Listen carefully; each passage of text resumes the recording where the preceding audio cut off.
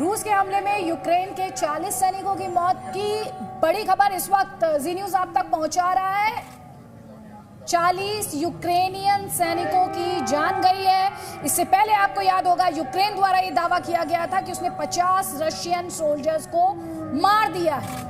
अब जो हम खबर आपको दिखा रहे हैं वो है यूक्रेनियन साइड पर कैजुअलिटी की, जिसमें यह कहा जा रहा है कि यूक्रेन के 40 सैनिकों को मार दिया है रशियन फोर्सेस ने रशिया के इन स्ट्राइक्स में। और साथ ही अभी थोड़ी देर पहले जो अभी जेड तारड़ जो कि यूएस के स्टेट डिपार्टमेंट के स्पोक्स पर्सन है वो ये कह रहे थे अनप्रेसिडेंटेड सैंक्शंस होंगे, लेकिन यहां पर क्लेम्स और काउंटर क्लेम्स और इनमें अब हम कैजुअलिटीज की बात कर रहे हैं। एक तरफ 50 रशियन सैनिकों के मारे जाने का दावा यूक्रेन की तरफ से, दूसरी तरफ रशिया द्वारा यूक्रेन के 40 सैनिकों के मारे जाने का दावा यहां पर किया जा रहा है। और यहां पर आपको याद दिलाते हुए कि यूक्रेन लगातार ये भी कह रहा है कि उसे सिविलियन कैजुअलिटीज भी हुई हैं, सिविलियंस की भी जान गई है।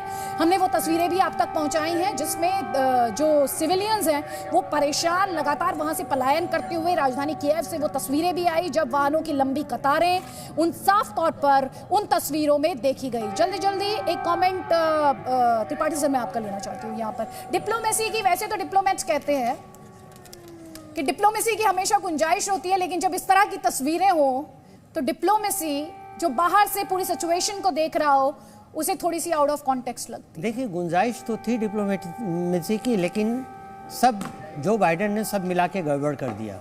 उन्होंने शुरू से ऐसा कुछ रुख अपनाया और उनके इंटेलिजेंस फेलियर थी या क्या थी कि रूस इस दिन हमला करेगा, इस दिन नहीं करेगा, इस दिन ये कर रहा है, और वो सारी भविष्यवाणियाँ उनकी गलत होती गई। अभी जैसे आप सैंक्शन की बात कर रहे थे जेड तरार, तो आप देखिए कि अभी 2 दिन पहले जब रात को जो बाइडेन ने सैंक्शंस ऐलान किए थे रूस पे, तो क्या मेजर्स थे वो बहुत ही हल्के मेजर्स थे। 2 बैंकों को बैन किया गया था और ये कहा गया था कि नॉर्ड स्ट्रीम 2 को हम आगे नहीं बढ़ने देंगे। अरे वो तो अभी शुरू ही नहीं हुई, वो तो इस साल के आखिर तक शुरू होनी थी।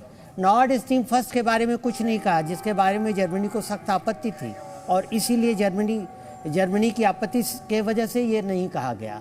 और जो आप कह रहे हैं कि सैंक्शन कर देंगे और हम ये ट्रेड मना कर देंगे, सॉवरेन लोन का वो कर देंगे, रूस के राष्ट्रपति जो हैं बहुत ही कैलकुलेटिव और बहुत ही शूड हैं। आप क्या समझते हैं कि उन्होंने ये सब ध्यान नहीं दिया होगा कि क्या हो सकता है? उन्होंने बिल्कुल ध्यान दिया होगा। रूस के कई देशों के साथ लोकल करेंसी में ट्रेड्स हैं जिसमें डॉलर का कोई डॉलर रूट से जाने की ज़रूरत भी नहीं होती। तो ये सैंक्शन अब कुछ कहने को नहीं, तो जेड तारार अपने प्रेसिडेंट का बचाव करेंगे। उनका जॉब है, उनका काम है, वो यूएस स्टेट डिपार्टमेंट के स्पोक्स पर्सन है और ये काम उनका है, वही वो कोशिश लगातार कर रहे हैं। जनरल सेना, यूक्रेन के 40 सैनिकों की मौत, दर्जनों घायल बताए जा रहे हैं। इस वक्त की ये बड़ी खबर जी न्यूज लगातार अपने दर्शकों तक पहुंचा रहा है। सबसे पहले तो इस पर आपका रिएक्शन। थोड़ी देर पहले यूक्रेन कह रहा था 50 रशियन सोल्जर को मारा है और अब यहाँ पर रशिया कह रहा है कि 40 यूक्रेन के जो सोल्जर्स हैं उन्हें मारा है। पहली बात तो ये है कि जो ये फिगर्स दिखाया जा रहा है इसमें कितना सत्य है ये डिबेटेबल है। ये नैरेटिव का वॉर है, ये प्रोपेगेंडा वॉर है, ये साइकोलॉजिकल वॉरफेयर है, ये क्या है? नहीं, वॉर प्रोपेगेंडा वॉरफेयर का तो स्वरूप है ही, बट जो फिगर्स दिखाए जा रहे हैं उसमें कितनी सत्यता है उस पे पूरी तरह से सहमत होना मेरा ख्याल है ठीक नहीं। तो मुझे एक करेक्शन, माफी चाहूंगी जनरल सेना, यहाँ पे let me just correct my self. 40 से ज्यादा सैनिकों की मौत की बात यूक्रेन ने मान ली है, तो ये अपने आप में बहुत बड़ा नंबर है। बड़ी संख्या में सैनिकों के घायल होने की बात वो कह रहा है, कबूल कर रहा है, तो ये अपने आप में बड़ी कैजुअलिटी की तरफ इशारा यहाँ पर कर रहा है, जिसे लेकर हम लगातार बात कर रहे थे कि रूस के हमले के लिए यूक्रेन कितना प्रिपेयर्ड है, किस तरीके से उसे जवाब दे पाएगा। जब यूक्रेन ने यूक्रेन ने इस बात को माना तो इसमें असत्य होने का कोई प्रश्न नहीं उठता। दूसरी बात जो मैं कहना चाहता हूँ कि इकोनॉमिक सैंक्शन एक हथियार के रूप में पूरी तरह से सफल नहीं हो पाया है। मुझे लगता है कि यदि कोई राष्ट्र का राष्ट्रपति बहुत ही प्रबल इच्छा शक्ति रखता है तो उसके सामने इकोनॉमिक सैंक्शन हथियार विफल हो रहा है, जो रूस के परिप्रेक्ष्य में सत्य सामने नजर आ रहा है। और रूस के हमले के बाद यूक्रेन की तरफ से जो बड़ा फैसला लिया गया है, उससे जुड़ी जानकारी अब हम आपको दे रहे हैं। यूक्रेन ने रूस से सभी राजनयिक संबंध तोड़ लिए हैं। यूक्रेन ने सभी राजनयिक संबंध तोड़ लिए हैं रूस से। ये इस वक्त की बड़ी खबर है। इसके अलावा यूक्रेन खुद इस बात को कबूल कर रहा है कि उसके 40 सैनिकों की मौत हुई है और बड़ी संख्या में उसके सैनिक जो हैं वो जख्मी हैं, वो घायल हैं। तो इस वक्त की बड़ी खबर, 3 बड़ी खबर है। एक तो रूस के हमले में यूक्रेन कबूल कर रहा है, मान रहा है कि उसके 40 सैनिकों की मौत हुई है, बड़ी संख्या में वो अपने सैनिकों के जख्मी होने की बात कर रहा है। और तीसरी बड़ी खबर आपको बता देते हैं, तीसरी बड़ी खबर, सारे राजनयिक संबंध रूस के साथ तोड़ लिए हैं यूक्रेन ने। और यूक्रेन के प्रेसिडेंट ने कहा था कि हम वॉर नहीं चाहते थे। उन्होंने कोशिश की क्रेमलिन को रीच आउट करने की, लेकिन उसका जवाब उन्हें चुप्पी से मिला। जनरल सिन्हा प्लीज 20 सेकंड, उसके बाद विशंबर दयाल जी जल्दी जल्दी। देखिए, यूक्रेन ने कोशिश की। सबसे बड़ा प्रश्न है कि जब यूक्रेन भी और अमेरिका गारंटी दे रहा था यूक्रेन को कि हम तुमको सुरक्षित रखेंगे, किसने सुरक्षा दिया? क्या यूक्रेन का किसने हाथ पकड़ा? मिलिट्री ट्रूप्स डिप्लॉयमेंट कहा हुआ यूक्रेन के पक्ष में। तो इसका ये बहुत बड़ा संदेश है। चाहे अफगानिस्तान की बात करें, चाहे कहीं भी बात करें, संदेश बहुत साफ है। यदि आपका देश खुद सशक्त नहीं है तो आप सुरक्षित नहीं हैं। बड़े बड़े देशों के यदि सांत्वना पे और सपोर्ट पे, साइकोलॉजिकल सपोर्ट पे यदि आप उछलना शुरू कीजिएगा तो आप कष्ट में हैं। हम लोग के बिहार में कहावत है, चढ़ता बेटा बांस पे तो चढ़ा दिया, लटक गए। वो चढ़ता बेटा बांस पे नहीं चलेगा कल्चर। आपको खुद सक्षम और शक्तिशाली होना पड़ेगा, तब आप सुरक्षित हैं। ये लेसन लर्न है। तो अपनी लड़ाई खुद लड़नी पड़ती है। हमारे यहाँ तो कहा जाता है कि अपनी लड़ाई लड़ने में आपको सक्षम होना चाहिए और खुद ही लड़नी पड़ती है। आज यूक्रेन की स्टोरी में बहुत बड़ा संकट एक तरीके से पूरी दुनिया के लिए है और बहुत बड़ा हमला ये रूस का है यूक्रेन पर। हम आपको ये भी बता दें, जो तस्वीरें आप लगातार दिखा रहे हैं, ये रशियन मिलिट्री वाहन है और इन पर आप देख सकते हैं कि किस तरह Z लिखा हुआ है। विशंबर दयाल जी, इनके माध्यम से इस मैसेज देने की कोशिश की जा रही है कि जो फाइटर्स हैं, जो रशिया के लिए लड़ रहे हैं, उन्हें ये क्लैरिटी हो कि ये जो व्हीकल्स हैं दरअसल ये रशियन फोर्सेस के हैं। वो हर एक फोर्सेस अपना एक वॉर के टाइम, पीस के टाइम भी हम लोग अपना मार्किंग करते हैं। तो दिस इज ये बड़ी कॉमन चीज़ है। ये कॉमन चीज़ है। हम भी अपने फोर्सेस जो हैं, हमारे भी सिंबल्स होते हैं, मार्किंग्स होती हैं। तो और ये जो तस्वीर है, ये मेरे ख्याल में किसी अच्छे पीसफुल एनवायरनमेंट की खींची हुई तस्वीर है। तो लड़ाई में जब गाड़ियाँ जाती हैं तो ये गाड़ियाँ ज़रूर हैं, पर जैसे थोड़ी देर पहले इनके साथ कुछ टैंक्स भी दिखाए थे जिसमें ओपनली क्रूज बैठे हुए हैं, जैसे मतलब पीसफुल उसमें जा रहे हैं। तो ये एक इनिशियल जो वॉरफेयर का, जो साइकोलॉजिकल वॉरफेयर, जो प्रोपेगेंडा वॉरफेयर, जो इंफॉर्मेशन वॉरफेयर, ये उसका पार्ट है। ये एक पुरानी तस्वीर खींची हुई है। लड़ाई की जब तस्वीरें आएंगी गाड़ियों की तो थोड़ी सी डिफरेंट होंगी। ये बिल्कुल धुली धुलाई साफ सुथरी गाड़ियाँ, कभी पीसफुल एनवायरनमेंट में खींची हुई गाड़ियाँ हैं। ये वो तस्वीर है। तो ये प्रोपेगेंडा वॉर है। आप ये प्रोपेगेंडा वॉर है, क्योंकि जब रियल बैटल हार्डन जब इक्विपमेंट दिखेगा तो वो उसकी शेप होगी, इसके ऊपर मशीन गन लगी होगी उसकी प्रोटेक्शन के लिए, इसका कैमोफ्लेज नेट होगा, बहुत सी चीजें होंगी।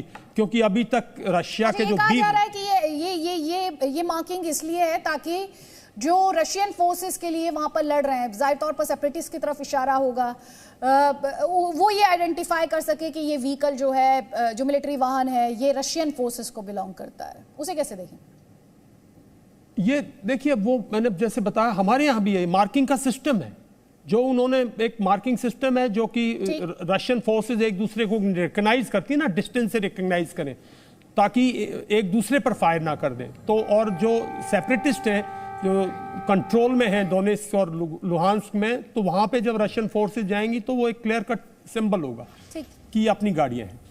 ठीक, ब्रिगेडियर थापर, आप इस सिचुएशन को, जिसमें यूक्रेन खुद ये बात कबूल कर रहा है कि 40 से ज़्यादा सैनिकों की मौत हो गई है, बड़ी संख्या में जो उसके सोल्जर्स हैं वो जख्मी हैं, और हम ये भी जानते हैं कि यूक्रेन ने जो रिजर्विस्ट थे उसके 18 साल से 60 साल की उम्र के बीच के लोगों को भी फोर्सेज में वापस बुलाया था क्योंकि इमरजेंसी के हालात हैं। लेकिन ये अटैक कितने दिन तक झेल पाएगा यूक्रेन? देखिए, पहले तो कैजुअलिटी की बात, लड़ाई हुई है, कैजुअलिटी होंगी, दोनों साइड पे होंगी। इस टाइम यूक्रेन ने माना है तो ऐसी रिपोर्ट्स आती रहेंगी। फाइनली युद्ध विराम के बाद ही असल में पता चलेगा कि कैजुअलिटी दोनों साइड में कितनी हुई। साइकोलॉजिकल इनपुट्स भी हो सकती हैं दोनों साइड से। जहां बात करें यूक्रेन की काबिलियत की लड़ाई की, मैं आने से पहले थोड़ा सा रिसर्च कर रहा था, आपको जान के हैरानी होगी कि यूक्रेन फ्रांस और जर्मनी से बड़ा देश है। तो ये कोई छोटा देश नहीं है कि रशिया अटैक करेगा और यूक्रेन हथियार डाल देगा। 3.5 लाख स्टैंडिंग आर्मी है उसकी, और हर एक आदमी ट्रेंड है फॉर रिजर्विस्ट। तो और जब अपने घर की बात आती है तो हर एक आदमी बड़े एक जुझार लड़ाकू बन जाता है। तो वैसे इसमें कोई शक नहीं है कि रशिया के सामने यूक्रेन एक छोटा पावर है। ये जो आपने पॉइंट उठाया, आपने ये कहा ना कि वो लड़ने के मूड में है और लड़ेगा, ये इंटरेस्टिंग होगा, क्योंकि जो यूक्रेन के राष्ट्रपति ज़ेलेंस्की ने जब राष्ट्र के नाम संबोधन किया तो उनके द्वारा जो बातें कही गई, वो जो नेशनलिज्म जगाने की कोशिश उनके द्वारा की गई। उन्होंने कहा, एक तो उन्होंने कहा कि ब्लड डोनेशन की अपील उनके द्वारा की गई, और साथ ही रिपोर्ट्स ये भी कह रही हैं कि उन्होंने ये कहा कि रूस ने यूक्रेन पर 3 मोर्चों से हमला किया है, लेकिन यूक्रेन रूस के खिलाफ आजादी के लिए लड़ रहा है, रूस के खिलाफ डटा हुआ है। वो जो मैसेजिंग जिसका जिक्र आप कर रहे थे Brigadier Thapar, precisely that is what it is. See, वो कोई भी देश करेगा, और जो 3 साइड से बोल रहे हैं, बेलारूस, रशिया और क्रीमिया की तरफ से, तो एक तरीके से देखा जाए तो 3 जगह से रशिया को ऑप्शन है अटैक करने का, और एक जगह से तो कि बहुत नजदीक है जहां से एयरपोर्ट पे अटैक हो रहा है। तो मुझे नहीं लगता कि हथियार ये 2 दिन में लड़ाई खत्म हो जाएगी। यूक्रेनियन लड़ेंगे, अब कितनी देर तक खींच सकते हैं ये डिपेंड करता है कि उनके पास कितनी सपोर्ट है, कितना असला है, कितना हथियार एम्युनिशन है, और कितना उनको दूसरे मुल्क सपोर्ट करते हैं। मुझे नहीं लगता कि कोई देश अपने ट्रूप्स भेजेगा, जैसे कि इराक में भेजे गए या अफगानिस्तान में भेजे गए। मुझे नहीं लगता कि कोई भेजेगा। सपोर्ट जरूर, इकोनॉमिक, मिलिटरी इक्विपमेंट की सपोर्ट दी जाएगी। अब कितनी देर तक लास्ट करता है और कितनी देर तक पुतिन अपनी एम अचीव कर लेते हैं, कितना डीप जाना चाहते हैं, वो कोई भी अटैकिंग मुल्क पूरा कैप्चर नहीं करना चाहेगा। वो एक लेवल तक अटैक करेगा जहां तक उसको वो प्रेशर डाल सके यूक्रेन के ऊपर, प्रेसिडेंट के ऊपर, कि अपनी शर्तें मनवा सके, वहीं तक जाएगा। ये एक ऑल आउट लड़ाई, वर्ल्ड वॉर 1 या 2 नहीं है कि ऑल आउट की लड़ाई है। दुष्यंत जी, आप कैसे देख रहे हैं इस पूरी सिचुएशन को अनफोल्ड होते हुए? क्योंकि यहाँ पर यूक्रेन भी फाइट की बात कर रहा है, उधर रशिया, व्लादिमीर पुतिन, उन्होंने तो जिस तरीके से वो इस पूरे मामले में आगे बढ़े हैं, काफ़ी एग्रेसिव अप्रोच उनकी दिखाई दी है। और वहीं पर अभी थोड़ी देर पहले जो जेड तारड़ से हमारी बात हो रही थी, जो कि यूएस के स्टेट डिपार्टमेंट के स्पोक्स पर्सन है, वो कुछ अनप्रेसिडेंटेड सैंक्शंस की बात कर रहे थे। देखिए, ये लड़ाई एक दिन में प्रिपेयर नहीं की है प्रेसिडेंट पुतिन ने और रशिया ने, ये पिछले 7-8 साल से प्रिपेयर किया है। रशिया ने प्रोब किया है, पहले अफगाजिया में यही किया, साउथ ओसेशिया में यही किया, फिर क्रीमिया में किया, फिर दोनों डोनेट्स्क के लुहांस्क की जो रीजन्स हैं, ओब्लास्ट हैं, उनको रेबल्स के, ये एक ऑन गोइंग वॉर है जिसके लिए रशिया, जो पुतिन का ड्रीम है, जो पुतिन की पर्सपेक्टिव है, जो पुतिन का, पुतिन, आपको एक चीज समझनी पड़ेगी कि पुतिन उस टाइम में नेता उभरे हैं जब बिल्कुल रशिया एक तरह से गिर चुका था, और पुतिन ने वो दर्द भरी एनवायरनमेंट देखी जिसका उन्होंने परसों इमोशनल अपील की। सोवियत यूनियन को टूटते हुए देखा है, अपनी लीडरशिप को फेल होते हुए देखा है, लोगों को भूखे मरते देखा है। तो पुतिन में एक, और आप एक सबसे छोटी सी मैं बात बताऊंगा, एक आदमी ने पिछले 7 साल में 2014 में सैंक्शन लगाई। आज रशिया, जो 91 में रशिया के अंदर लोग भूखे मर रहे थे, आज रशिया दुनिया का सबसे बड़ा व्हीट प्रोड्यूसर बना है। तो पुतिन जो है वो अपनी स्ट्रैटेजी के तहत एक वॉरफेयर लेके आया। 2 महीने से वो प्रोब कर रहा था। नाटो ने किसी किस्म की कोई मोबिलाइजेशन नहीं की, नाटो का मैंडेट नहीं है, अभी तक वो मेंबर नहीं है, नाटो अपने ट्रूप्स नहीं भेज सकता यूक्रेन के अंदर। तो यूक्रेनियन जो हैं, अभी जनरल सिन्हा कह रहे थे, यूक्रेनियन प्रेसिडेंट जो है वो अपना कंप्लीट मिसकैलकुलेट करते रहे, क्योंकि नंबर्स बहुत हैवीली रशिया के फेवर में है। मेरा जो ओपिनियन है, मेरी जो इस कंप्लीट उसका है, 90% रशिया अपना काम कर चुका है लड़ाई स्टार्ट करने से पहले। Public mobilisation of public opinion, demoralising जो hardliners in Ukraine, undermining NATO completely, and sanction जो है वो 2014 से झेल रहे थे, जो कि पिछले 7 साल में मॉनिटर नहीं कर पाए। इन सैंक्शंस को कितना मॉनिटर करेंगे? डिवीजन थोड़ा सा जो नाटो फोर्सेस में है, जो स्टांस जर्मनी का कुछ दिन तक कुछ और था, फ्रांस का कुछ और था, ये इंग्लैंड और अमेरिका का एक स्टांस है। ग्राउंड फोर्सेस पे ना, अगर नाटो सीरियस होता तो नाटो अपनी नेवल फोर्सेस ब्लैक सी की तरफ मैन्यूवर करता, बाल्टिक में लेके जाता।